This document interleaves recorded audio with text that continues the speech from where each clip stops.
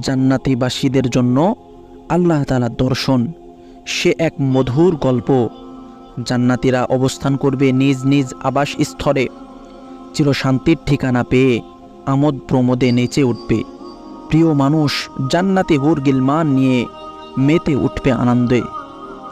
ঠিক সেই মুহূর্তে একজন ঘোষক ফেরেশতা তাদের ডেকে বলবেন, হে জান্নাতীরা, তোমাদের সাথে রবের দেওয়া একটি অঙ্গীকার এখনও বাকি আছে।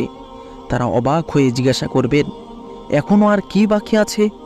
দয়াময় প্রতিপালক কি আমাদের চেহারা উজ্জ্বল করে দেননি? তিনি কি আমাদের জাহান্নাম হতে মুক্তি দিয়ে জান্নাতে প্রবেশ করাননি? ফেরেশতারা বলবেন, অবশ্যই অবশ্যই। তারপর আদন নামক জান্নাতে তারা সমবেত হবেন।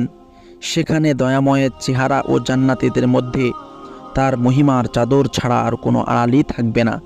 এরপর আল্লাহ পাক রব্বুল আলামিন জান্নাতীদেরকে বলবেন, হে জান্নাতীরা, তোমরা কি চাও?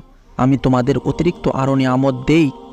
জান্নাতীরা আগের মতোই উত্তর দেবেন, ওগো দয়াময় প্রতিপালক, আপনি কি আমাদের মুখমণ্ডল উজ্জ্বল করে দেননি? জাহান্নাম থেকে মুক্তি দেননি? জান্নাত প্রদান করেননি? এ কথা বলতে বলতে আল্লাহ পাক রব্বুল আলামিন তার পর্দাগুলো সরিয়ে নেবেন। দৃশ্যমান হবেন সমহিমাই জান্নাতীদের সামনে। প্রিয় বান্দাদের অভিবাদন জানিয়ে বলবেন, আসসালামু আলাইকুম ওয়া রাহমাতুল্লাহি ওয়া বারাকাতুহু। জান্নাতীরা মুখ তুলে তাকিয়ে তাদের প্রতিপালককে দেখতে পাবেন। দয়াময় আল্লাহ তাআলাও তখন হাস্যোজ্জ্বল চেহারায় তাদের দিকে তাকাবেন। আল্লাহকে দেখা মাত্রই জান্নাতীরা সমস্ত নিয়ামতের কথা ভুলে যাবেন। অপলক দৃষ্টিতে তাকিয়ে থাকবেন যতক্ষণ না দয়াময় পর্দার আড়ালে চলে যান।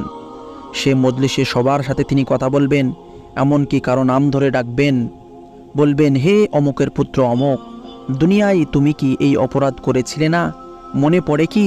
লোকটি বলবে, ওগো দয়াময়, আপনি ক্ষমা করে দেননি কি? তিনি বলবেন, অবশ্যই ক্ষমা করে দিয়েছি, বলেই তো তুমি জান্নাতে আসতে পেরেছো। এরপর সবার ওপর দিয়ে প্রবাহিত হবে সুঘ্রাণযুক্ত মেঘবায়ু। তখন দয়াময় বলবেন, প্রতিপালক বলে উঠবেন, তোমরা সামনে বেড়ে আপ্যায়ন কক্ষে যাও এবং তাতে যা রাখা আছে ইচ্ছা মতো নিয়ে যাও। সেটি হবে জান্নাতের একটি বাজার। ফেরেশতারা তা ঘিরে থাকবেন। সেখানে এমন কিছু থাকবে যা কোনোদিন কোনো চোখ দেখেনি, কোনোদিন কোনো কান শোনেনি। এভাবেই শেষ হবে সাক্ষাৎ পর্ব। জান্নাতের উচ্চ মর্যাদাশীলদের সাথে প্রায়ই প্রভু দেখা করবেন, তাদের সাথে কথোপকথন করবেন। পরকালে দয়াময় সাক্ষাৎ পেতে হলে একজন মানুষকে দুনিয়ায় কষ্ট করতে হবে, তবেই মহাদিবসের মহামিলনের আশা করা যাবে। ইরশাদ করেছেন আল্লাহ পাক রব্বুল আলামিন, হে মানুষ, তোমাকে তোমার পালনকর্তা পর্যন্ত পৌঁছাতে কষ্ট স্বীকার করতে হবে, এরপর তার সাক্ষাৎ পাবে। উল্লেখ্য, এই দেখার স্বরূপ কেমন হবে তা কেবল একমাত্র আল্লাহ পাক রব্বুল আলামিনই এ ব্যাপারে সবচেয়ে ভালো জানেন।